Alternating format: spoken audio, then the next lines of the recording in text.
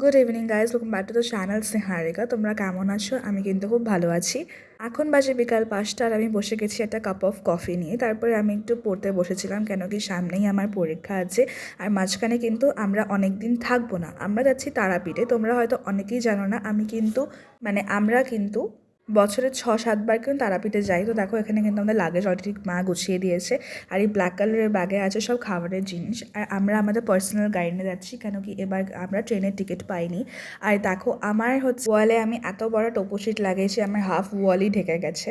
তো তারপরে হচ্ছে মা একটু লাস্ট মিনিট প্যাকিং করে নিয়েছিলো, কয়েকটা জিনিস ঢুকানো ছিল। তো এখন তারাপীঠে এতটাই ঠান্ডা যে আমার মা সব ঠান্ডা জিনিসপত্র নিয়েছে। তারপরে আমি তোমার সাথে 6টার সময় পড়তে গেছিলাম, তো 7টার সময় বাপির সাথে ব্যাক করছি। আর আমাদের কাছে কিনতে লাগবে অনেক কিছু জিনিস। তো আমরা মিষ্টি কিনেছিলাম, সেটার ব্লগ আমি তুলতে পারিনি, প্রচণ্ড রাস্তায় ভিড় ছিল, জ্যাম ছিল, তো ওখানে ফোনটা বের করতে পারিনি আমি। তারপরে আমরা একটু চলে গেছিলাম হচ্ছে আরও কয়েকটা জিনিস কিনতে। সর্বপ্রথম আমরা গেছিলাম হচ্ছে এই পেট শপটাতে আমার পাখি, আমার মাছের খাবার কিনতে। তো আর এখানে এত ভ্যারাইটি অফ মাছ থাকে, আর আমার বাবার না প্রচণ্ড মাছের নেশা।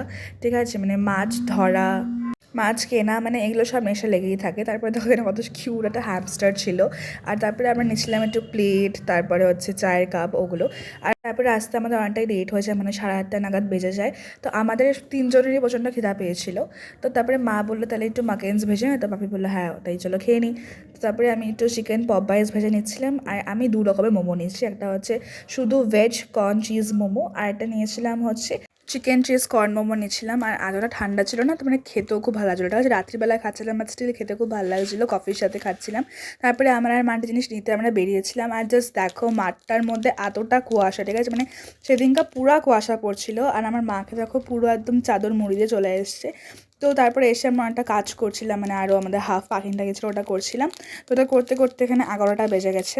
আর দেখো এখানে আমরা লাস্ট পাকিংয়েও আমরা অনেক কিছু নিয়েছি। তো এটা আমরা হচ্ছে মাতার জন্য শাল নিয়েছিলাম, ডিনার করে নিয়েছিলাম আলু ফুলকপিতে ভাজা আর লুচি। তো দেখা হচ্ছে নেক্সট পার্ট 2তে। তোমরা এখানে সাবস্ক্রাইব করতে ভুলো না।